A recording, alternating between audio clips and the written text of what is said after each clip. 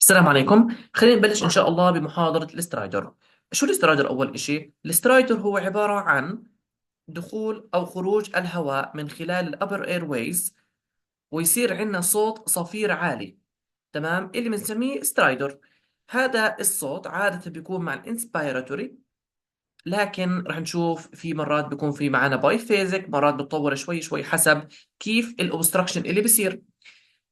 قبل ما نبلش المحاضرة نفتح اليوتيوب نسمع السترايدر نشوف بالضبط كيف صوته، بعدين نكمل المحاضرة. هلا شو التقسيمات رح نقسمهم؟ رح نقسمه acute and chronic، بعدين في تقسيمة ثانية منفصلة infectious inflammatory و structural causes للسترايدر.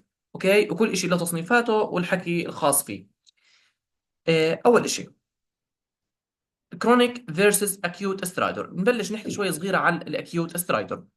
في بعضهم بالفعل حكيناهم، في بعضهم راح نحكيهم لقدام بزيادة. فنبلش. أول شيء الأكيوت سترايدر بحب أبلش فيها بالإبيجلوتايتس، إنه بتعمل عندنا أكيوت سترايدر. الكروب اللي هي بيكون في عندنا سب جلوتيك تضيق فيها بسبب الانفكشن اللي بيصير. في عندنا بعدين الانافيلاكتيك رياكشن، من ضمن الشغلات اللي تأثر على الجسم هو يصير في عندنا صوت سترايدر بسبب إنه المنطقة بصير فيها تضيق. أوكي. هلا كمان في عندنا البكتيريا تريكايتس اللي حكينا عنها is a severe form of croup.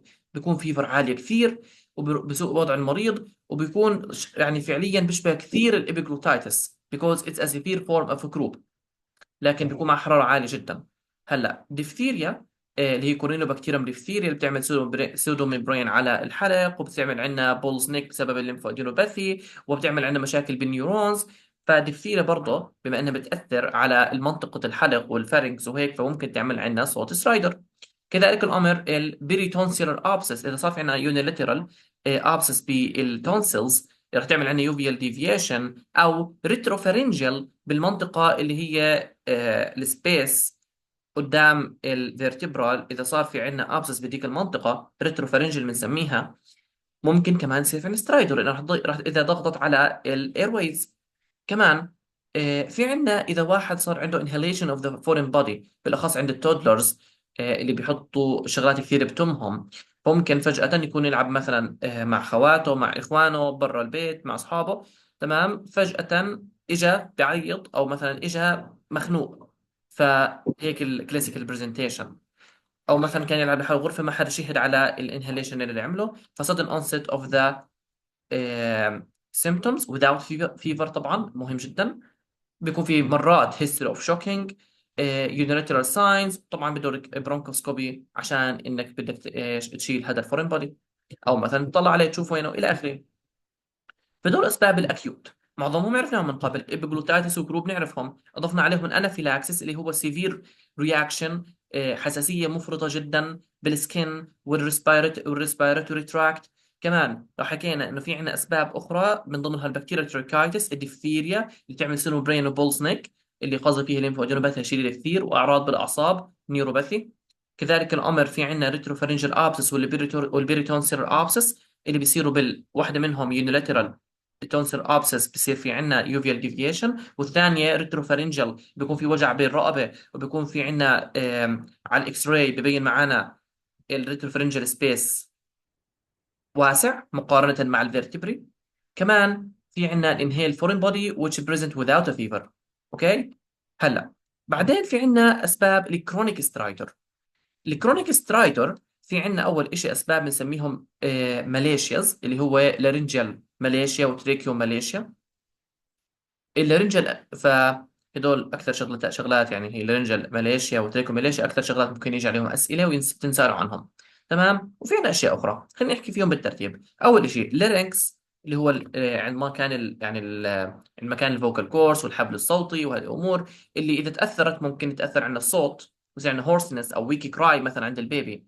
فاللارنجال انوماليز زي فوكال كورد بالسي، يونيلاترال او بايلاترال. يونيلاترال بيعمل شيء والبايلاترال شيء. في عندنا بابيلوما بسبب هيومن بابيلوما فيروس اللي جاي كانت من امه، اللي هي سيروتايبس 6 و11، اللي نفسهم بيعملوا عندنا مشاكل مرات بالجينيتالز. ف6 و11 بابيلوما. كمان في عندنا يعني هون فوكال كورد بالس اتفقنا مرات بتيجي مع تروما، بتيجي مع بعد عمليه مثلا جراحيه برين ليجن، عاده بيعمل بايلاترال برين ليجن. بابلوما اتفقنا هي بابلوما فيروس. لارنجوماليشيا، شو عندنا لارنجوماليشيا؟ بنسميها فلوبي لارynx. كمان شوف بنشوفها بزياده، بس بشكل عام بتعرفوا انه بصير في عندنا فلوبي، اللارynx بيكون فلوبي، كل ستراكشر بتكون فلوبي. فسهل جدا لما تاخذ نفس انت تنغلق بسبب حكينا سرعة الهواء عند الدخول. طبيعيا بصير في عندنا تضيق بالأبر ايرويز، لكن احنا هون بكون عندنا فلوبي، فتضيق بيكون exacerbated. So inspiratory stridor inspiratory symptoms that improve on prone position. لما ينام الولد على بطنه بتبلش عادة على 6 شهور، بتختفي تقريبا سنة ونصف لحالها.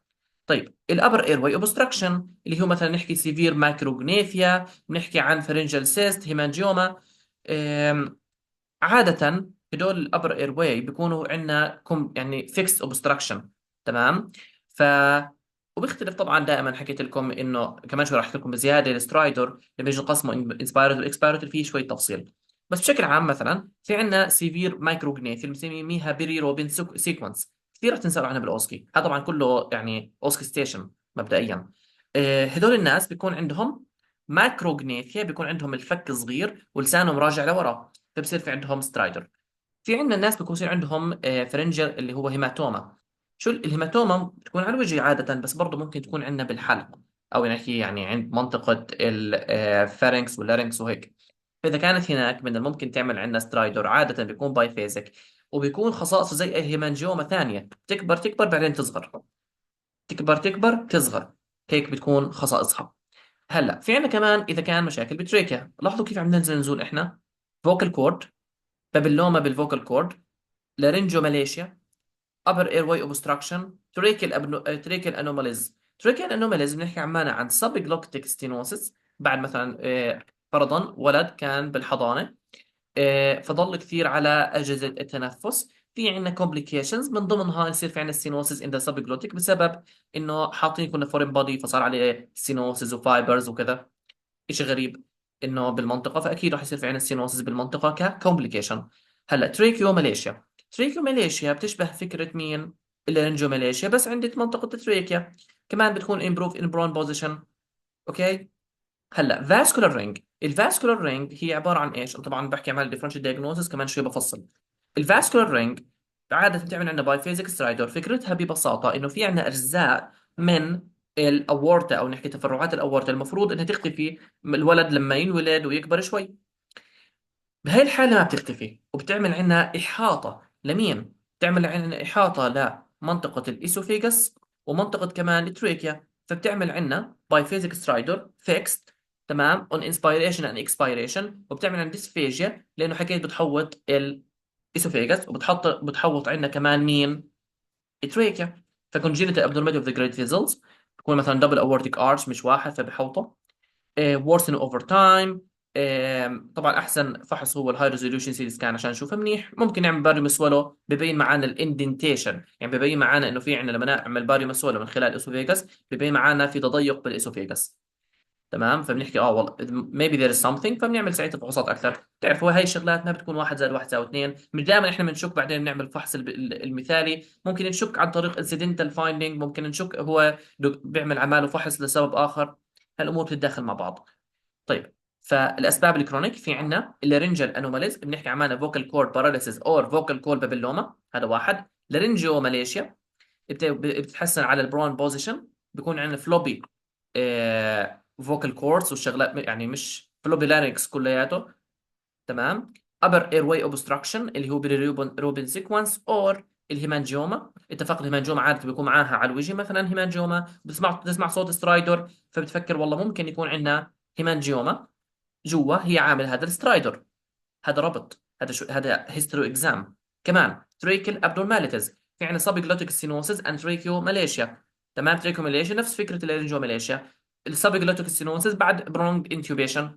في عندنا فاسكولار رينج اللي هي بتكون عندنا عباره عن زي بايفيزيك اورتيك ارش، شيء مثلا المفروض راح ما راحش. فعمل عندنا encircling of what of the of the منطقه اللي هي اللارynx ومنطقه الاسوفيجاس، فبصير في عندنا fixed obstruction بايفيزيك سترايدر وديسفيجيا. احسن فحص هاي ريزوليوشن سي سكان عشان تشوف تعمل اناتومي تشوفها كويس. واذا عملت باري مسولو من الممكن نشوف عندك اندنتيشن تضيق لما تطلع بالباريوم سوالو اللي هي ماده ملونه بنحطه بالاسوفيجاس احنا. طيب، فهدول هم المين ديفرنشال دياجنوزز، اكيوت اند كرونيك. ماشي. شو شغلات مهمه كثير احنا نطلع عليها بالهيستوري ان اكزام؟ هلا، أم، في عندنا بالهيستوري بنطلع انه how long the stridor has been present، من ايمتى عندنا موجوده. ان ابيبي مثلا سترايدر ذات سيمز comes and goes، بنفكر بلارنجوماليشيا بتروح وبتيجي. اوكي، مش دائما موجوده. اذا كان بالمقابل امبروف اوفر تايم، برضه بنفكر الانجوماليشيا. هلا بالمقابل اذا كان persistent fixed سترايدر مش عم بتروح، لانه في عندنا شيء اناتوميكال او شيء مثلا abnormality بالمنطقه مش عم بتروح، في شيء عم بحسنها مش عم تتحسن اوفر تايم، بنفكر بفاسكولار رينج، بنفكر بالروبن سيكونس. وكمان الفوكال كورد باراليسيس، يعني مش راح يتحسن عفوا لحاله، بدك تشتغل عشان يتحسن. هلا خاصة إذا كان سبب تروما مثلا. فدول comes and goes persistent. هذا أول سؤال تسأله للأهل، how long من إمتى عندها موجودة، how long the stridor is present أو has been present.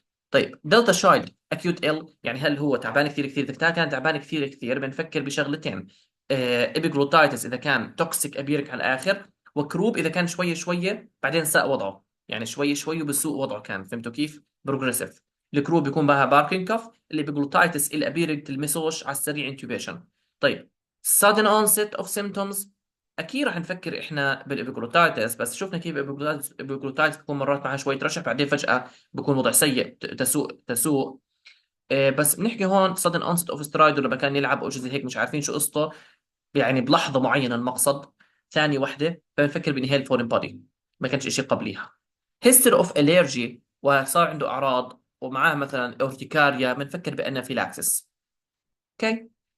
فهدول اول شيء بالهيستوري مهمات، من ايمتى عنده اياهم، هل الولد اكيوت ال ولا مش اكيوت ال، في عندنا sudden onset of symptoms ولا لا، كمان history of allergy. اربع شغلات مهمات. من متى؟ يعني هي نفس فكرة السكرايتس يعني، بس بطريقة أخرى. إنه فيش سايت نحكي onset من متى بلشت، الكاركتر تبعها مثلا باركي، في إشي خففها مثلا بتخف أوفر تايم، شو اللي بيزيدها شو اللي بخففها، بخففها مثلا برون بوزيشن بيزيدها انت قاعد او ستريس. في عندنا associated symptoms، بس مثلا بتشوف عندك راش على الوجه، بتشوف عندنا مثلا اورتيكاريا. يعني نفس فكرة السكرايتس بطريقة أخرى يعني، بس تركيز على أمور معينة. على الاكزامينيشن عشان تضطروش تحفظوا يعني أشياء معينة، ميك ات سمبل. على الاكزامينيشن بتشوف انت السيفيريتي عن طريق ايش؟ الورك اوف بريثنج، زي ما شفنا بالكروب والابيجلوتايتس. مثلا هايبر اكسبانشن، بتفكر بانهيل فول بودي بيأثر على منطقة واحدة، فبالتالي بصير في عندنا منطقة بالرئة متوسعة، والثانية بسبب اللي هو الاوبستراكشن في الرئة بتصير عندك هايبر انفليتد يونيلاترالي، لانه بصير في عندنا زي فالف بحيث الهواء بفوت بس بيطلعش. هلا اورتيكال الراش انافيلاكسس، sitting forward مش عارف انه يقعد وكذا وهيك unable to swallow epiglottitis. طيب in chronic stridor assess the shape and size of the jaw, listen for murmurs. ليش طبعا assess the size and jaw؟ لانه بنفكر بالروبن سيكونس. طب ليه listen for murmurs؟ عشان vascular ring. فاحنا ماشيين شايفين differential diagnosis، نمشي في كله من الاخر. انت بتعمل فحص هيستوري اكزام زي ما بتعمل اي مريض تاني، بس ما تنسى النقاط البسيطه هاي، عشان الفحص بالحياه العمليه والهيستوري بالحياه العمليه، وعشان امتحانات الام بي ام اي والكيس بيست ستادي اصلا بتوقع منك تعرف هاي التفاصيل عشان تعرف تجاوب. هاي اسمها كي بوينتس. هلا على الفحوصات فورين بودي از فورين بودي بتعمل اكس راي. طب كروب ما بلزم اي فحص. كلينيكالي ايبيجلوتايتس كلينيكالي انتوبيشن على السريع، ممكن بعدين كلتشر وهيك تعمل وتعطي انتي بايوتكس ماشي. بيرزيتن سترايدر مثلا في عندنا ممكن نعمل احنا باريوم سوالو، ممكن تعمل هاي ريزوليوشن سي تي سكان، حسب كيس باي كيس. تمام، شوف الكي بوينتس هون مناح. فهذا أول نقطة حبيت أحكيها، differential diagnosis. everything I said is too important. يعني لو حبيتوا حتى مثلا تحطوا نوتس على هاي الصفحة ما راح أحكي لكم لا، إيه لو حبيت تحطوا صفحة فاضية وتكتبوا عليها النوتس هاي بيكون كويس. تمام، key points مهمات. طيب خلينا إحنا معناها نحل لنا السؤال.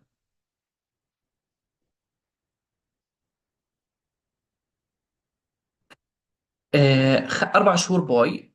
اجا عنا على الاوفيس فور نويزي بريذنج. بدنا نتعود لما نسمع كلمة نويزي بريذنج في عنا كثير امور بتخطر ببالنا. من ضمن الامور بتخطر ببالنا هي ممكن الولد مثلا نحكي يكون عنده يعني مرشح او شيء زي هيك. ممكن يكون ويزي. بس الكلمة اللي بيحبوها لكلمة نويزي بريذنج الصراحة سترايدر. مش شرط بس بيحبوها كثير. هلا the remainder of the examination منيحة بيحكوا لنا was the following the most likely diagnosis would confirm the diagnosis. radiograph CT scan laryngoscopy. طبعا تعرفوا في عنا rigid وفي عنا flexible laryngoscopy. rigid عشان نفوته نمسك مثلا foreign body. flexible عشان نشوف احنا اذا في عنا مثلا floppy larynx floppy كذا. فهمتوا كيف؟ barium swallow MR angiograph of the neck plain radiograph. كل وحده تعطينا differential diagnosis. فالخيارات مش ارتباطيه بالمره. The patient symptoms the patient parents noticed a harsh a harsh sound when he cries عن عمر الاسبوعين. بلشت من اول حياته. Getting louder over past month. عمره 4 شهور. ركزوا. Especially when lying on the back لما ينام على ظهره. هاي characteristic لشيء معين. The noise seems to improve لما يكون held upright or during tummy time. يعني لما ينام على بطنه أو لم يعد على الأقل يعني. he does not appear to have labored breathing. مش عم بوقف نفسه ولا تحول اللون الأزرق. ما صار فينا سيانوسز أو شغلات سيئة كثير. عنده occasional small spits up after feeding لكن growing well. شغل spits up after feeding شوي صغير عادي يعني ممكن ولد صغير يرضع عادي يعمل spits up نتفة صغيرة شو المشكلة طبيعي. He was born at full term without complication during pregnancy or labor or delivery. بهمنا البريجنانسي إذا كان فرضا في عندنا الأم كانت الحامل في عندها انفكشن معين بابلوما فيروس تمام خلال الحمل.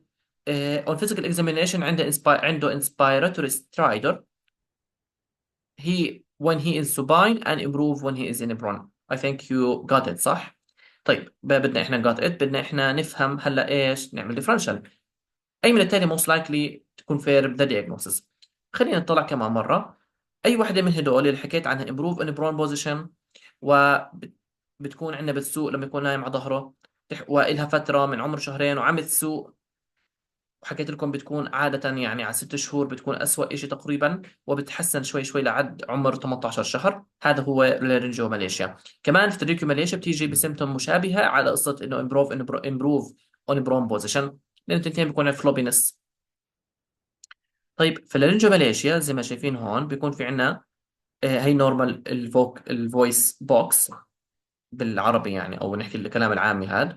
فهي يعني الابيجلوتس هي في عنا الكورس في عنا الترو والفولس الى اخره. هون في عنا بالمقابل فلوبي. طلعوا كيف الامور اختلفت. هذا ابيجلوتس وهذا ابيجلوتس. هاي فوكال كورد فوكال كورس هاي فوكال كورس فلوبينس فسيل جدا تنكمش. فستارت اون انسبيريشن بيكون الوضع ممتاز. نفس كبشت كولابس.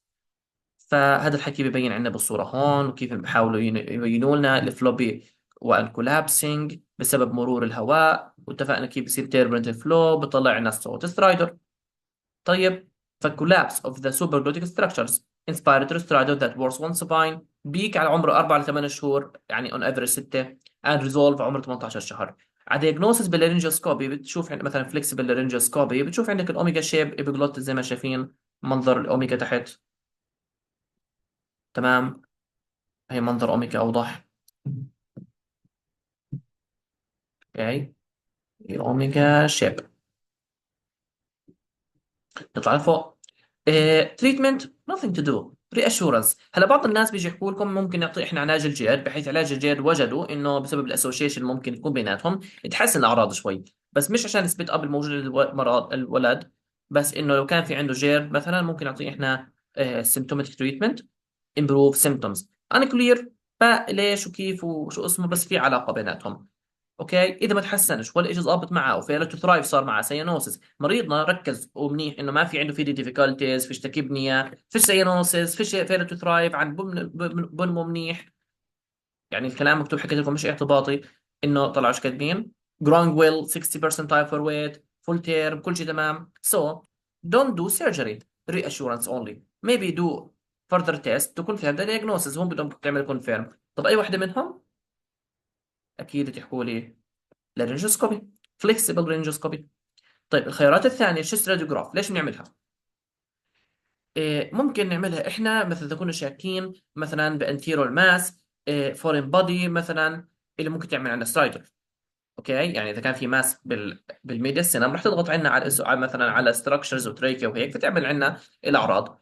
ماشي، يعني في عنا زي نحكي آه زي الليمفوما فرضا وهي الشغلات، بس رح تكون عندها اعراض ثانيه. طيب ريتروفرنجال ابسس اللي رح تبين معنا مثلا بال سي تي سكان اوف ذا نيك، ممكن لاترال نيك اكس راي تبين معانا الى اخره. فبتيجي عاده بفيفر، ديسفيجيا، نيك بين اند سترايدر. تمام. لاترال راديوجراف كان demonstrate thickening of the prevertebral space، راح نشوفها بعدين. اوكي. سي سكان طبعا تكون احسن عشان تظهر احسن عشان تبين معانا منيح الريتروفرنجال ابسس. على السي سكان احسن. طيب الفاسكول رينج بالمقابل بتصير عندنا بيكون في anomalies of the aortic arch. اتفقنا بيكون في عندنا fixed obstruction because it encircles the trachea and the esophagus. dysphagia مع اعراض بالتنفس. ممكن تعمل بايفيزك او expiratory، لانه حكينا تريكا وتريكا بتكون تحت. تمام. بس كلاسيكال تيتشنج بنحكي بايفيزك. تمام. Aparimus swallow can identify indentations اللي هي تضيقات and diagnosis confirm عن طريق مين؟ contrast CT scan أو contrast MR، يعني MRI. يعني كيف؟ contrast scan contrast MRI بنسميه MR angiography يعني. اوكي. يعني بنحط احنا الفكرة مادة ملونة وبنصور وبنشوف. ليش بدنا نفوت المادة الملونة على الفيزلز؟ عشان نشوفها بعيننا. كيف بدنا نشوفها؟ عشان تظهر بشكل كويس. فهذا كان أول فكرة. تمام. begins in neonatal period and loudest ب 4/8 flexible fiber optic laryngoscopy. جير تريتمنت ممكن تحسن شوي. may require surgery إذا كان fair to thrive cyanosis، يعني unstable إذا كان كأعراض. طيب في عندنا differential diagnosis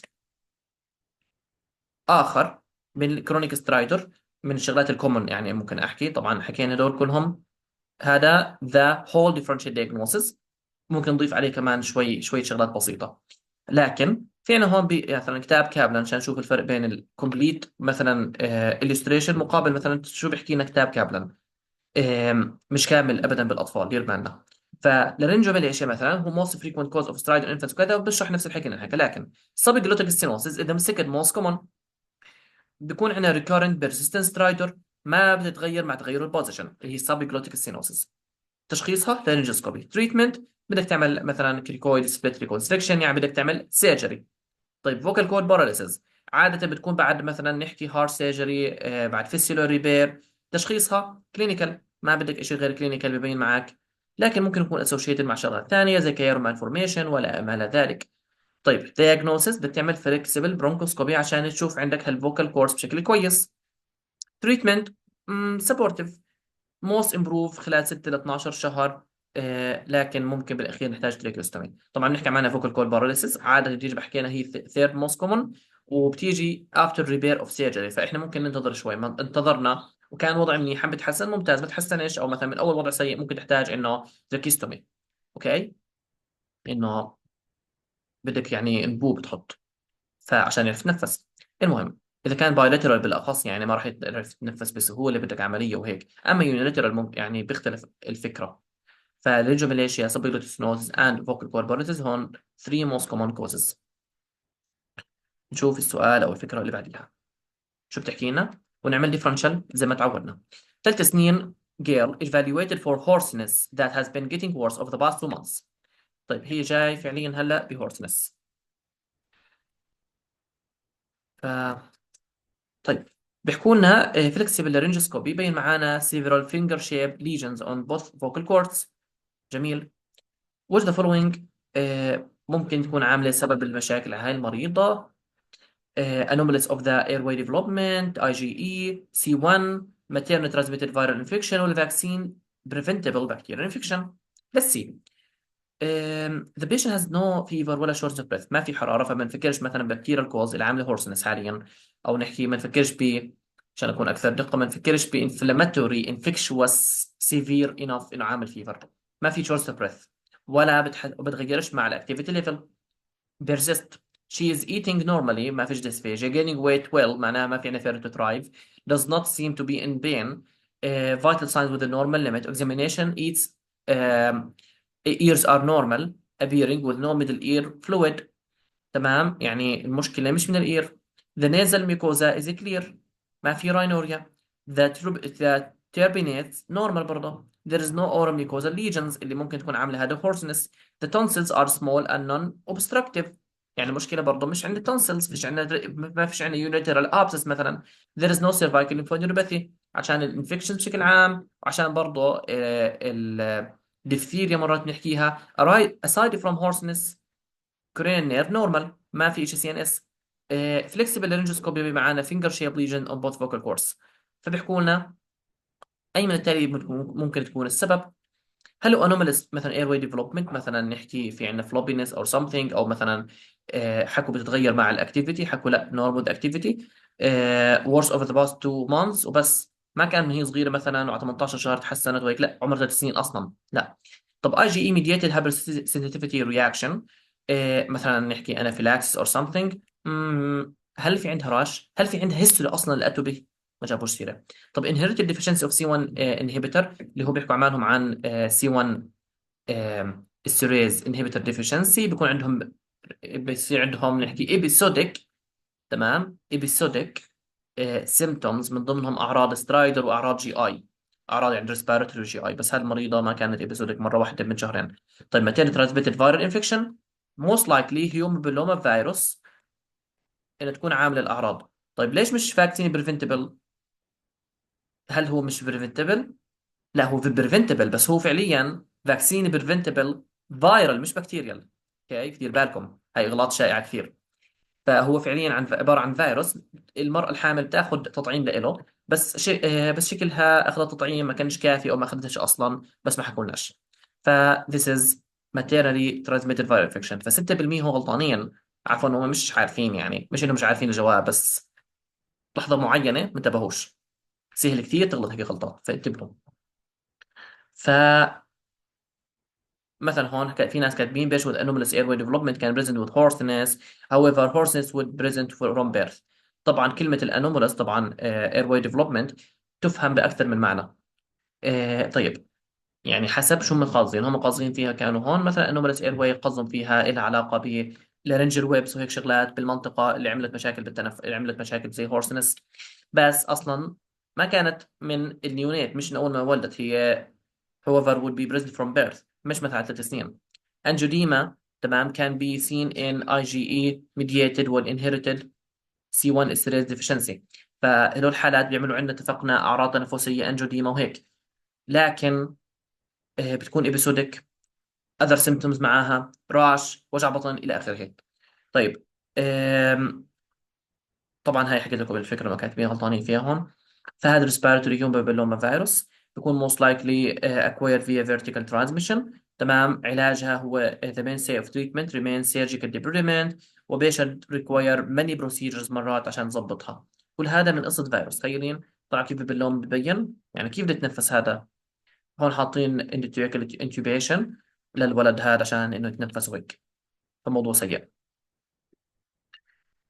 طيب طبعا كمان مرة عشان انه النقطة هاي بلاش يكون حد لخبط فيها. فانوماليس اير واي ديفلوبمنت ممكن لما تقرأوها يخطر ببالكم مثلا فلوبينس وهيك تبعت مين، التريكيو لارينجو ماليشيا وهيك، لكن هم قصدهم هون بالضبط عنها انه في موضوع اسمه انوماليس اير واي ديفلوبمنت بيصير من الولادة، بيصير في عندنا اعراض من الولادة. مش ما فيش اسئلة عليه الصراحة. معظم الاسئلة بتكون يا على ماليشيا او شغلات الموست كومن. اوكي بس كون ببالكم في شيء اسمه انوماليس من البيرث ببلش. طيب نكمل. فهي بابلوما وهي الحكي نفسه. ميديكال ثيرابي از ليميتد افيكاسي، لابد انت تروح على السيرجري. اوكي طيب. وهي الديفرنشال دياجنوستس كاتبكم اياه وكيف بيكون في عندنا ابيسوديك. هلا في عندنا هون جنرال رول. هاي جنرال رول از نوت يعني اكسكلوزيف. اوكي كاتبها جنرال لاني قصدي جنرال انه كيف نفرق متى بيكون انسبيراتوري اكسبيراتوري او باي فيزيك سترايدر. بما انه الهواء بما انه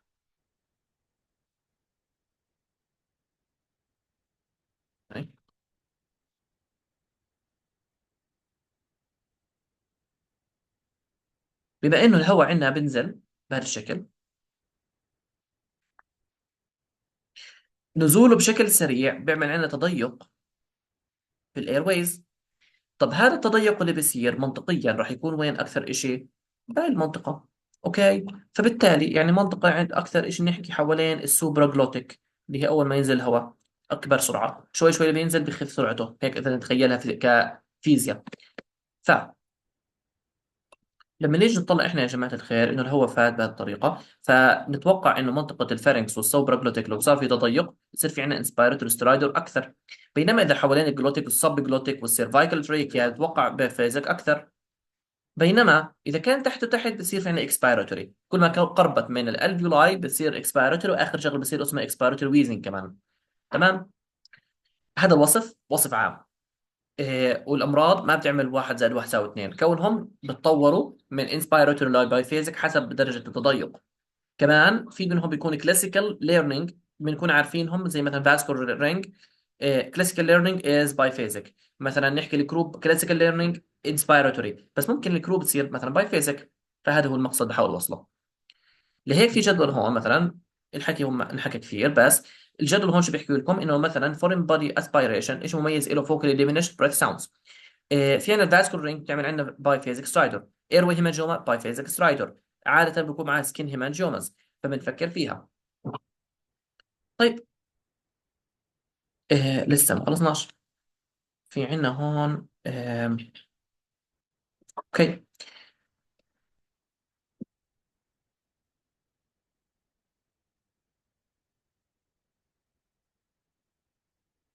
في عندنا نروح على السؤال اللي بعديه.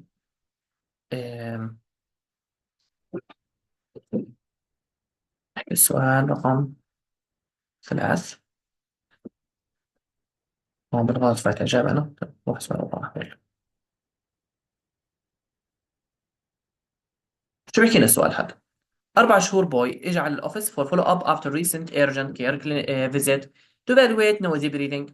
اتفقنا noisy breathing بحبوها عشان شغلة سترايدر. There is no cough, rhinorrhea or skin changes. What are the following most likely cause of this patient symptoms? حاطين أسباب. طيب. The noisy breathing began shortly after birth and worsened when he cries or eats. He was given an inhaled bronchodilator and oral steroid, but there has been no improvement. The patient is fed cow's milk based formula and feeding seems to tire him. بتعب من الأكل. كلمة بتعب من الأكل مرات بتكون مع الهارت فيلر، بس سيناريو مختلف. So it takes about 40 minutes to finish each bottle. Normal appearing. طيب ممتاز. But was born على term. Normal vaginal delivery. 20 percentile for height and weight. Good but not enough.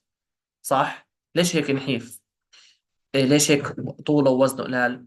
مش يعني نحكي أقل من 5 بس. still not good. He attends daycare. Parents non-smoker. The patient is febrile. ما في حرارة، مهمة كثير بالنسبة للسترايدر. Physical examination by phasic strider. Louder on exhalation. اوكي. لما نحكي by phasic louder exhalation تتوقع تكون فوق ولا تحت بالقائمة اللي حكيتها؟ بتوقع تكون لتحت شوي، صح؟ نكمل. improve on extension of the neck but does not improve on brown position. فبالتالي مش راح تكون laryngomalacia ولا trichomalacia. there is no cough, rhinorrhea or skin changes. ليش بيحكوهم؟ عشان ما يكونش تفكر بأبر respiratory فبالتالي تعمل أعراض، فبالتالي بتكون هو السبب. ما تفكرش skin changes مثلا عشان الهيمانجيوما، عشان مثلا الأورتيكاريا. فهمتوا كيف؟ Which of the following most likely cause of this patient's symptoms? airway compromise عن طريق vascular ring, allergic reaction, aspiration إلى آخره. نشوف واحدة واحدة من تحت. viral infection leading to subglottic edema. هلا الفيرال انفكشن اذا عمل عندنا subglottic edema يعني differential diagnosis. تمام. بس بالسؤال في شيء ثاني ممكن يدلنا على امور اخرى. طيب وممكن الفيرال انفكشن هذا اللي عامل subglottic edema يعمل بايفيزيك، يس. لكن بيكون عادة المريض هذا طبعا افبرايل. بيكون عادة في معانا upper respiratory symptoms، فرضا لو افترضنا كان سبب جروب، فبحس بعيد شوي. بكتيريا انفكشن اوف ذا ابيجلوتس يعني ابيجلوتايتس، بيكون sudden onset، بيكون ولد respiratory distress. febrile not our patient. aspiration بتكون بلشت فجأة. تمام. مش evaluating بسبب noisy breathing لها فترة. طيب allergic reaction to cow's milk not this case. والالرجيك رياكشن ما فيش شيء غير هالابيسود اجت يعني معاه. airway compromise by vascular ring. It's most likely diagnosis in a case of biphasic. بيزيد مع الاكسبيريشن. افبرايل من فترة. الى اخره، ومش عم بيعرف ياكل اكله. كلمه انه في difficulties هون بتهمنا كثير كثير differential، نفتنا معظم الاسباب الثانيه. أم... ليش؟ لانه في difficulty معناها dysphagia in the same time stridor pathognomonic for vascular ring. اوكي، 92% مجاوبينها صح، لانه سؤال يعني باثونيمونيك جدا. وهذا الوصف تبعها. الكاو ميلك مثلا يعني راح يكون عندنا اشياء اخرى بتاخذوها يعني، بس بشكل عام respiratory symptoms would be rare particularly لحالها يعني، معاها شغلات ثانيه not this case. aspiration حكينا كيف. لارنجيو تريكيو برونكايتس جروب حكيت لكم هي فايرال ابيجلوتايتس اللي بتكون فيها تريبل بوزيشننج الى اخره. فمن هذا السؤال تمام بدنا نتوسع شوي. اول شيء حكينا اكيوت وكرونيك وفهمنا شو يعني اكيوت وكرونيك تمام، والهيستوري اكزام. بدي اوسع لكم بطريقه تصنيف ثانيه. مش انه بدي اياكم تتبعوا هذا التصنيف او ذاك التصنيف ذا سيم، بس يكون ببالكم تصنيفين عشان تعرفوا تفرقوا انه هل المريض جاي اكيوت ولا كرونيك. عملنا اول تصنيف. ثاني شيء احطه هل انفكشوس ولا انفلاماتوري ولا يكون ستراكشرال، بيساعد. والوصف اللي هون تبعهم كثير كويس. الكروب والابيجلوتات حكينا عنهم بالفعل، وهذا وصف نفس الحكي اللي حكيناه. الاكس راي اذا اضطرينا نعملها، وهو كلينيكال دايجنوسيس.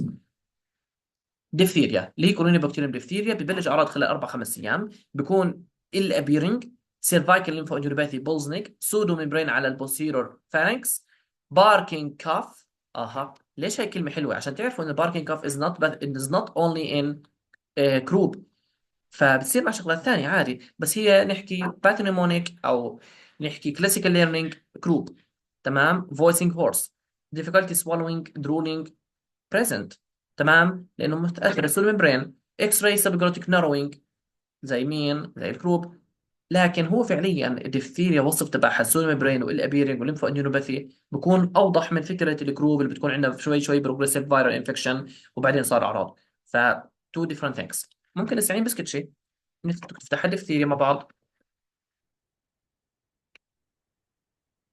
طيب كوري. طيب الديفتيريا بيجي يحكوا لكم.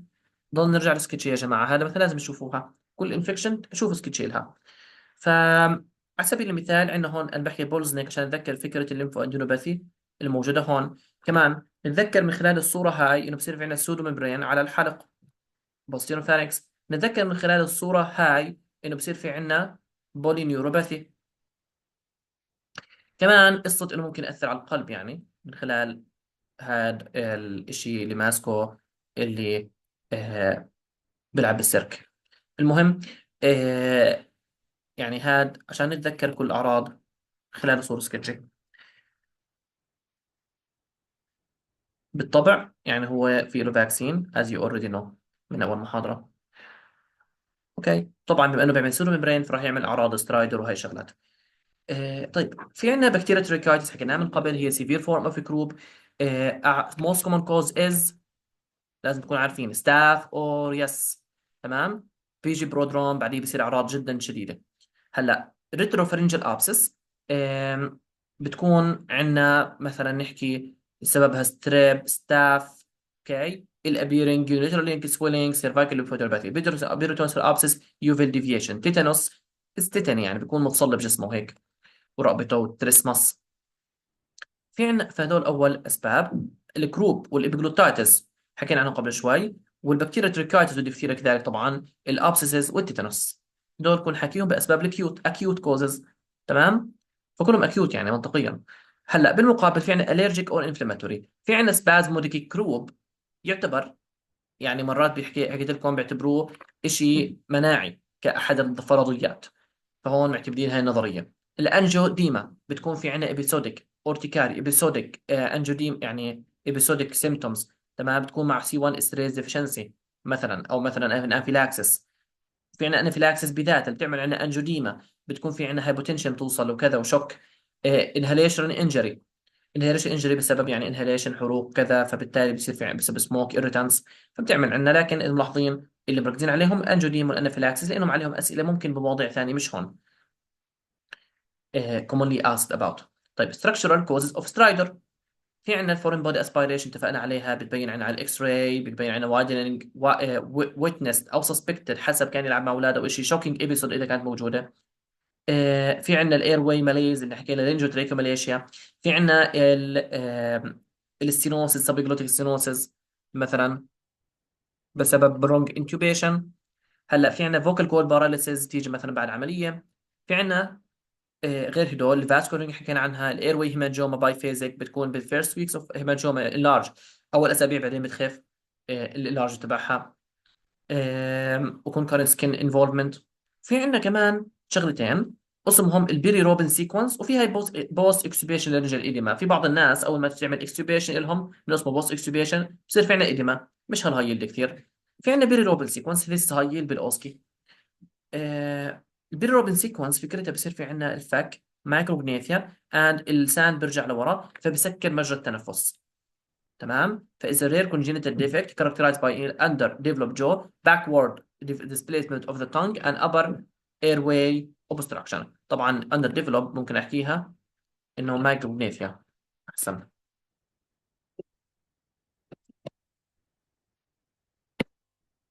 تمام.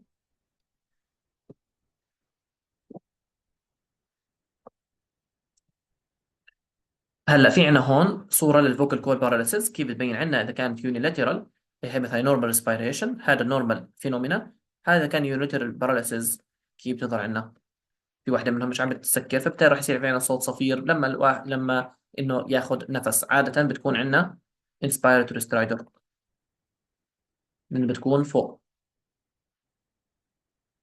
هي صورة الفاسكول رينج عشان تفهموا القصد فيها. طبعا كيف عاملة انسيركلينج هون. اوكي.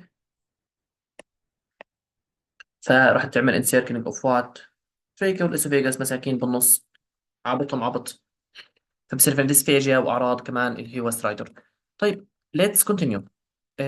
في عنا شابتر 2 كمل. طبعا أسئلة مجمع من عدة مصادر عشان هيك اجت بهذا الشكل. أعطكم هذا السؤال مش راضي يزبط. هي آم، سنتين زمن بوي اجى على الامرجنسي ديبارتمنت بيكوز اوف هاي فيفر من 5 ساعات، سور ثروت ان كف. طيب بيحكوا لنا اكس راي معنا سبجلوتيك ناروينج and irregularities of the tracheal wall. فبيسألوا شو السبب. بدي اياكم تشخصوا، ما تحكوا لي شو بده السؤال. لانه بالغلط مصور مع الجواب. المهم هاي فيفر بلش من 5 ساعات، عنده سور ثروت اند كاف لمده 3 ايام، يعني عنده upper respiratory prodrome. Today refused to eat, become increasingly lethargic of develop fever اللي ما تحسنت مع الاسيتامينوفين. تيجي تحكوا لي طب عنده refuse to eat معناها شكله ديسفيجيا؟ لا، ديسفيجيا مش عم برضى ياكل. refuse to eat لانه متوجع تعبان الولد. تفرق. His past medical history are remarkable. Does not take any medication. Immunization up to date. كل احترام. فيش شيء مثلا ايش نفكر فيه زي مثلا diphtheria or something. His عمره سنتين ما لحقش يروح التطعيم مثلا. He appears ill and somnolent. Temperature عنده high grade fever. البلس طالع مع الحرارة. هاي مهارة تعلموها انه ماشيين مع بعض. كل واحد ب10. Respiration 30. Physical examination shows stridor, rhinorrhea, productive cough, copious urine sputum. The patient stridor does not improve. ركزوا، ما تحسنتش مع الابنفرين. طيب المريض هاد له برودروم، رغم البرودروم اللي عنده صار بعديها في عنا سترايدور، وما كانت فجأة لما ساءت وضعه، يعني من 3 أيام وعم بيسوء وضعه. مش مثلا نحكي بلش من 12 ساعة وبعديها خبط زي ابيجلوتايتس وصار في عنا أعراض. لا، هاي جريد فيفر لساته مش عم يتحسن مع الابنفرين. والاكس راي بمعنى السبجلوتيك كمان مش سوبر جلوتيك ناروينج. كان اخصائي الاشعه جدع وقراها انه عن طريق الاكس راي في عنا سبجلوتيك ناروينج. ف irregularities of the tracheal wall. فبيسالون شو السبب. ايه برايكم؟ نرجع الجوع. هل هو السبب هو يكون مثلا ايبيجلوتايتس؟ يعني بنشوف مثلا احنا اكيوت كوز وانفكشوس كوز بنفكر فيه بالحاله هاي لانه في عندنا فيفر. فهل هو السبب كروب؟ الكروب بيكون في عندنا عاده حكينا اونست خلال يومين ثلاث مثلا. باركينج كاف، ديفيكولتي سوالوينج دولينج ما بتكونش موجودات. وما بتكونش موجود بالسؤال اصلا. سبجلوتيك ناروينج ماشي، لكن ما بيكون ان ذيس سيفيريتي الا وعاده الا يتحسن له شوي على البنفرين. يعني مش هذا كلاسيكال برزنتيشن له. ديكسا وابنفرين ما تحسنش في شيء غلط. سيفير لهالدرجه يعني. في عندنا اذر سيمتومز تكون على الاقل تحسن الحراره، شيء ما تحسنتش. طب ابيجلوتايتس بيكون تريبل بوزيشننج فجأة اونست طلعوا 4 ل 12 ساعة. هذا القصد بانه فجأة، هذا قصدي لما احكي لكم بيكون مثلا شوية مثلا شوية رشح بعدين فجأة خبط، مش على يومين ثلاث. بعدين في عندنا ديفتيريا بيكون في عندنا الابيرنج سيرفايكال ليمفوديروباثي مش موجوده، سونبرين مش موجوده. بكتيريا تريكايتس بيكون في عندنا اونست خلال 2 10 ساعات. طب اللي قبل مو في كان برودروم؟ يس عده ايام. تمام. هون فيش برودروم. عند اسف بيقولوا فيش برودروم.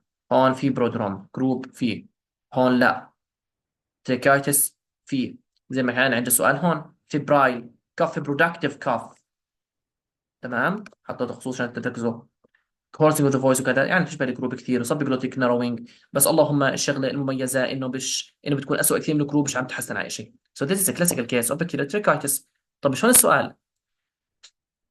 ايش ممكن يكون السبب؟ اي بكتيريا؟ ستافيلوكوكس اوريوس.